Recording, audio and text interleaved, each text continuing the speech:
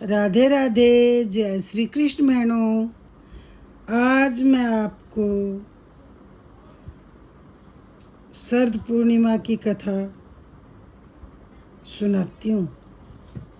शरद पूर्णिमा आसोज मास की पूर्णिमा आती है, उसको शरद पूर्णिमा कहते हैं।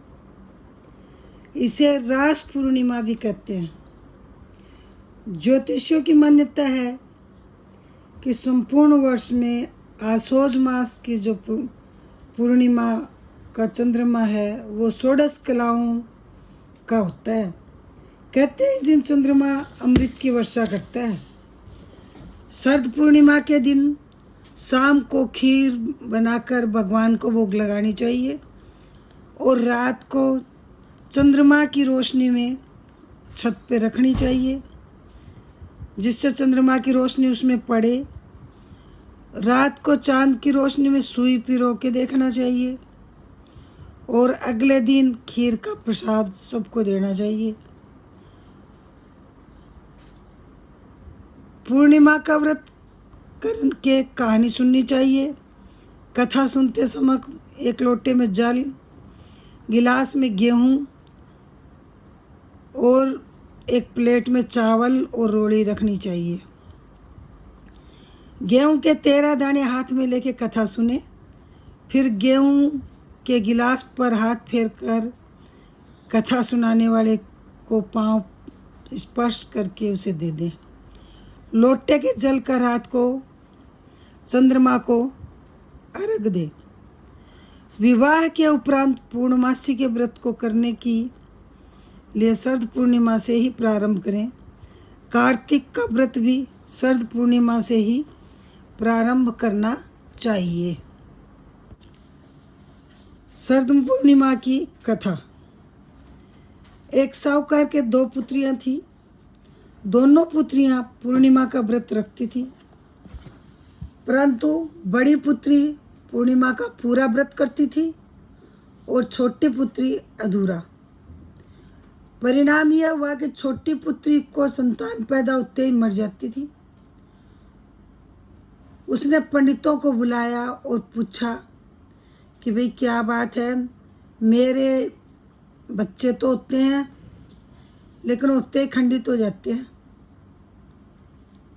तो पंडितों ने बताया कि तुम पूर्णिमा का व्रत अधूरा करती हो। अधूरा व्रत करने से तुम्हारे बच्चे पैदा होते ही मर जाते हैं। पूर्णिमा का पूरा व्रत विधि पूर्वक करने से तुम्हारी संतान जीवित रह सकती है। उसने पंडितों की सलाह पर पूर्णिमा का पूरा व्रत विधि पूर्वक किया। उसके लड़का हुआ, परंतु शीघ्र ही मर गया। उसने लड़के को पीढ़े पर लिटाकर ऊपर से कपड़ा ढक दिया। फिर बड़ी बहन को लाई जो कि पूरे व्रत करती थी पूर्णिमा के, और उसको बैठने के लिए वही पीढ़ा दिया जिस पे उसका बच्चा मरा हुआ सोया हुआ था। बड़ी बहन जब पीढ़े पे बैठने लगी तो उसके घाघरा बच्चे को छू गया और बच्चा घाघरा छूते ही रोने लगा। बड़ी बहन बोली, तू मुझे कलंक लगाना चाहती थी? पापड़ियाँ त्यारी पाप मेरे सिर चेप रही थी। तू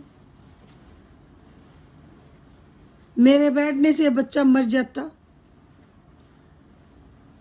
तू मुझे कलंक लगाना चाहती थी।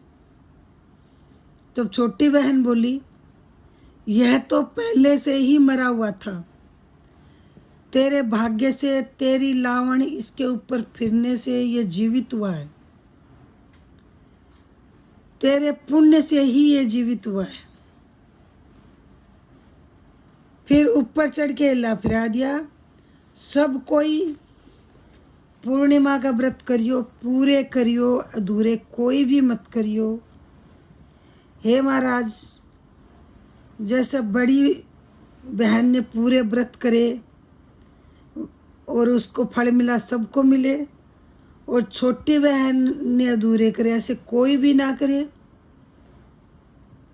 सब पूरे व्रत करें।